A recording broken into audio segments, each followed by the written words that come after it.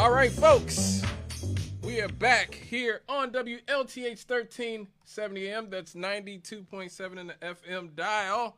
It is 7:43 in the PM here on May the 9th, 2025. Those voices you just heard were Megyn Kelly and the new nominee for Surgeon General by our president, Donald John Trump, Dr. Casey Means. She is 37 years old. She is a wellness influencer and Stanford-trained physician who is trying to become the next Surgeon General. Now, the reason that he is nominated, Casey Means, is because his original choice, Jeanette Neshewat, just before her Senate confirmation hearing, had to drop out.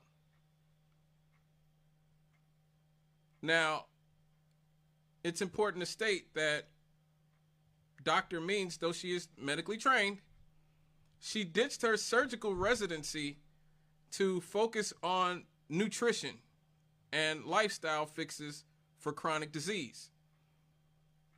And she is a key player in Robert F. Kennedy Jr.'s Make America Healthy Again movement, the MAHA.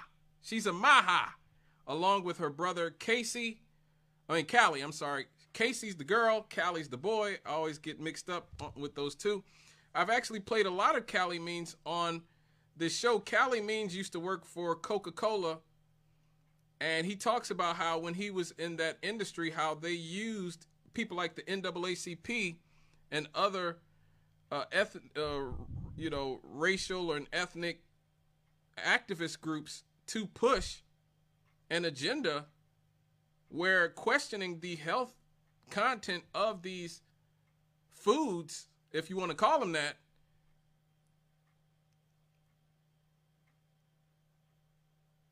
would get you called racist. Like, seriously, he talked about how they literally used the NAACP to push this idea that if you were against, say, soda for people on welfare or something, that you were racist. So that's Callie Means. His sister, Dr. Casey Means, is Donald Trump's new U.S. Surgeon General. What you heard her talking about was seed oils and how unhealthy many people are beginning to find that these seed oils are. Now, you have your defenders of seed oils. You do. But a new government-funded study has just shown that seed oils may not be as healthy as a lot of people thought that they were, which is bad news since they're in everything, as Dr. Means talked about.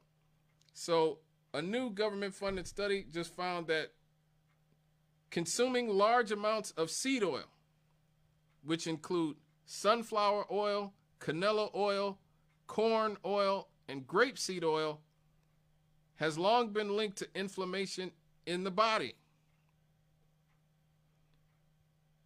But now, a study analyzing the tumors of more than 80 patients with colon cancer has found that they may also raise the risk of one of the fastest growing forms of the disease. Researchers found patients' tumors had high levels of bioactive lipids, microscopic fatty compounds produced when the body breaks down seed oils. These lipids are believed to be dangerous in two ways. They promote inflammation, which helps cancers grow, and they prevent the body from fighting the tumors. The researchers are urging people to swap from seed oils and instead focus on oils with the omega-3 fatty acids, such as olive and avocado oil. America's main cancer and heart disease bodies say that there is no evidence that moderate amounts of seed oils contribute to those conditions. But there's been a growing movement against them due to studies these studies are coming out showing that they do indeed cause inflammation and raise the risk of conditions of heart disease and diabetes. Now, RFK Jr., who is President-elect Donald Trump's nominee for Secretary of the Department of Health and Human Services, has stated that Americans are being unknowingly poisoned by these seed oils, which, if you just heard Dr. Means talk about, a lot of these oils came from a byproduct of motor oil. As a byproduct from motor oil.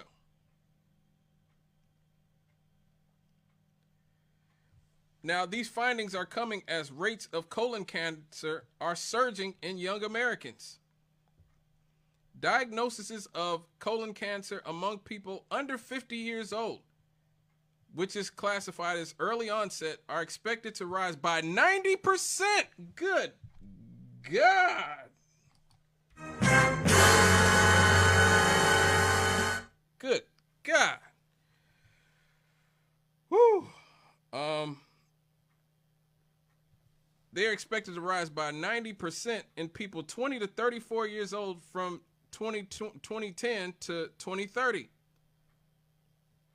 No one cause has been identified, but ultra-processed foods are thought to play a role because they contain fats, sugar, and other chemicals that lead to inflammation in the digestive tract. Authorities like the American Heart Association also suggest that there is evidence that seed oils in moderate amounts can cause inflammation.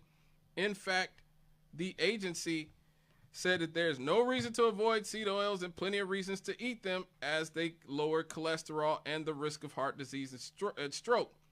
But the team from the University of South Florida, who did the latest study, said that Americans consume far too many of these seed oils. The average American consumes 100 pounds of seed oils per year, according to some estimates, which is about 1,000-fold in comparison to the 1950s. Seed oils became popular in the United States after World War II thanks to agricultural advances.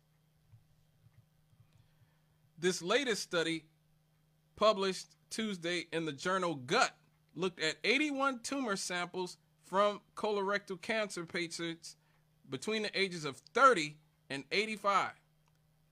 Seed oils naturally contain fatty acids, including omega-6s, polyunsaturated fatty acids. Now, I know what you're sitting there going like, oh my God, it seems like everything I eat causes cancer. Everything I eat is bad for me.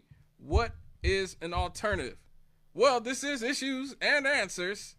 So, from doing research, I found some alternatives to these oils. Avocado oil is an alternative that you can look into. Olive oil, I use olive oil, but make sure you get extra virgin olive oil.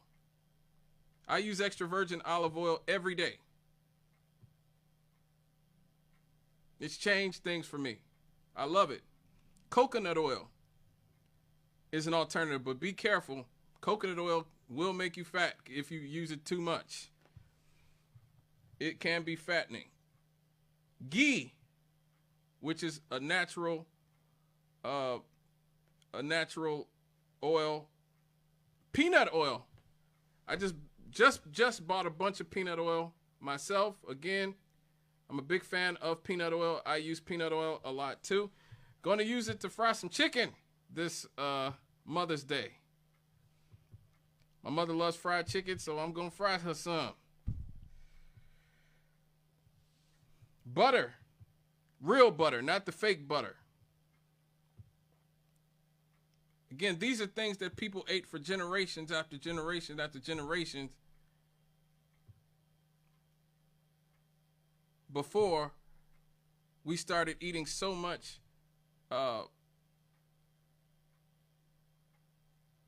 inauthentic food. I'll just say that.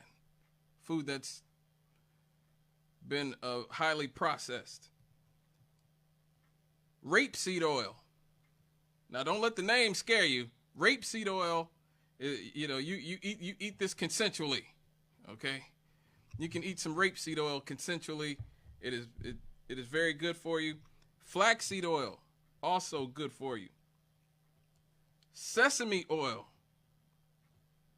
grapeseed oil, safflower oil, and beef tallow, which I've been trying to find some beef tallow for a while.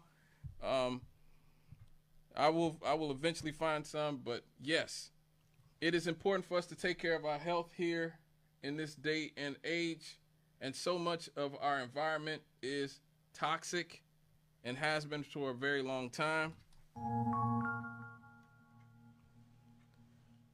And so, while I know a lot of people are not big fans of Dr. Means, who says she talks to trees, and she did say that. She literally said she talks to trees, which isn't as crazy as people think. I will say that. I've actually seen studies that show when you talk to plants, plants actually respond. Like, no joke. There's been studies where they show plants that are neglected and no one talks to, and plants that people talk to. The plants that people talk to actually are a lot healthier and grow a lot faster and better than plants that no one talks to. So I know it sounds like woo-woo, but talking to plants actually has some basis in fact in reality. So go out and hug a tree, and this Mother's Day weekend, go and hug your mom.